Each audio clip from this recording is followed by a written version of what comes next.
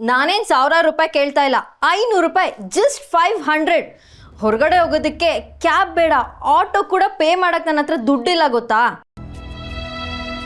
ನೋಡು ತನ್ವಿ, ನೀನು ತುಂಬ ಕೆಟ್ಟ ಟೈಮಲ್ಲಿ ಬಂದು ನನ್ನ ಹತ್ರ ಮಾತಾಡ್ತಾ ಇದೀಯಾ. ನನಗೆ ಆಲ್ರೆಡಿ ಪಿತ್ತ ನೆತ್ತಿಗೆರಿದೆ, ಸುಮ್ಮನೆ ಹೊರಟೋಗ್ಬಿಡು. ನಿಮ್ಮ ಹತ್ರ ದುಡ್ಡು ಕೇಳೋದಕ್ಕೆ ಗುಡ್ ಟೈಮ್ ಬರುತ್ತೆ ಅನ್ನೋದಾದರೆ ನಾನು ಆವಾಗಲೇ ಬಂದು ಕೇಳ್ತಿದ್ದೆ. ಆದರೆ ಆ ಗುಡ್ ಟೈಮು ಯಾವಾಗ ಬರುತ್ತೋ ಗೊತ್ತಿಲ್ವಲ್ಲ. ಟಾಂಟ್ ಕೊಡ್ತೇನೆ? ಹಾಂ, ಆಡ್ಕೊಳ್ತಿದ್ಯಾ ನನ್ನ ಕಷ್ಟ ಅರ್ಥ ಮಾಡ್ಕೊಳ್ದೇ ಇರೋಳು ನೀನು ಒಬ್ಳು ಮಗಳ. ಅದೇ ಮಾತನ್ನ ನಾನು ನಿಮಗೆ ಹೇಳಿದ್ರೆ? ತನ್ವಿ, ಜಾಸ್ತಿ ಆಗ್ತಿದೆ ನಿಂದು. ನನ್ನ ಹತ್ರನೇ 1 ರೂಪಾಯಿ ದುಡ್ಡಿಲ್ಲ, ನಿನಗೆ ಎಲ್ಲಿಂದ ತಂದ್ಕೊಡ್ಲೆ? ಶೂ ಬಾಕ್ಸಲ್ಲಿ ಇದೆಯಲ್ಲ.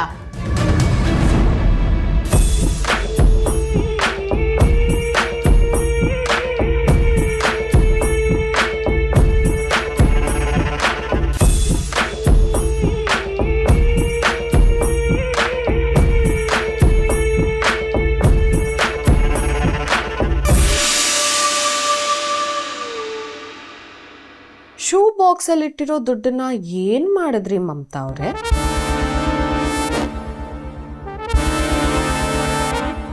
ಇಷ್ಟು ಬೇಗ ಮರ್ತು ಬಿಟ್ರಾ?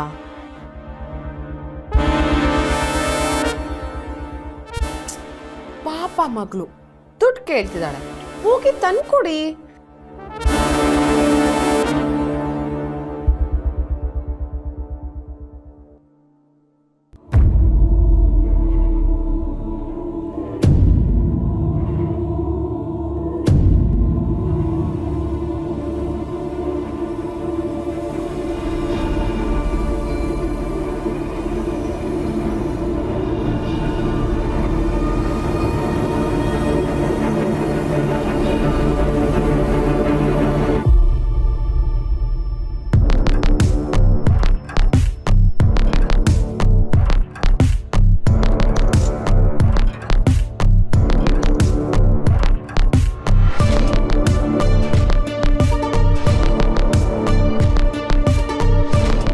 ಶೂ ಬಾಕ್ಸಲ್ಲಿರೋ ದುಡ್ಡು ಈ ನಿಶಿಗೆ ಹೇಗೆ ಗೊತ್ತಾಯ್ತು ಅಂತ ಯೋಚನೆ ಮಾಡ್ತಿದ್ಯಾ ತನ್ವಿ?